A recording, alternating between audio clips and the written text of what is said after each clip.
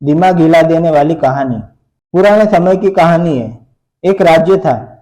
एक दिन गुप्तचरों ने सूचना दी कि पड़ोसी राज्य हम पर हमला करने वाला है। गुप्तचरों ने बताया कि खबर एकदम पक्की है।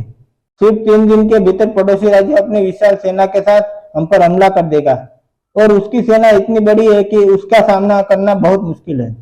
राजा बेहद चिंतित हो गया, परेशान हो गया।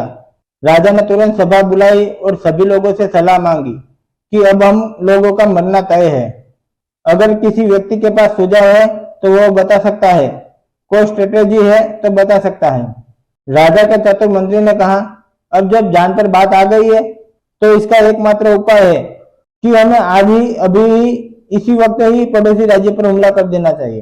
राजा बोला, मंत्री जी हमारी सेना बहुत छोटी है, हम उसका मुकाबला कैसे कर पाएंगे। मंत्री बोला, पड़ोसी राज्य अभी युद्ध करने के लिए तैयार नहीं है। अभी उस राज्य पर हमला कर दे तो वो संभल नहीं पाएंगे और हमारे जीतने की कुछ तो संभावना बनेगी।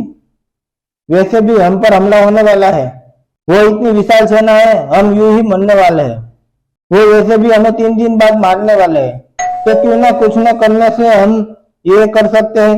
राजा को बात थोड़ी अच्छी लग गई।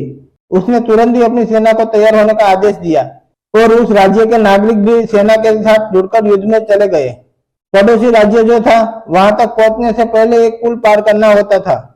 एक पुल था तो जैसे ही वो सेना पुल पार करके उस राज्य में घुस गए तो राजा ने कहा, हम अपने पड़ोसी राज्य में घुस चुके हैं।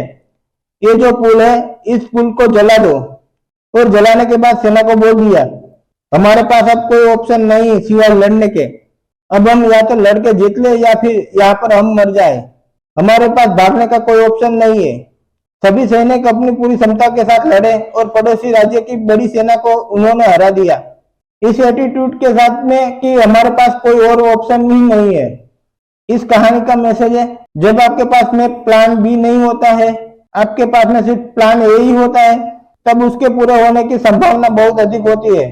जब आपके पास में रास्ता सिर्फ एक ही होता है कि ये अगर नहीं किया तो मर जाएंगे, बर्बाद हो जाएंगे, तो संभावना बढ़ जाती है उसे कामयाब होने की। अब कामयाब इंसान का एक वक्त आता है जब उसको लगता है कि अब अगर मैंने कुछ नहीं किया तो बर्बाद हो जाऊंगा, और वो कर लेता है।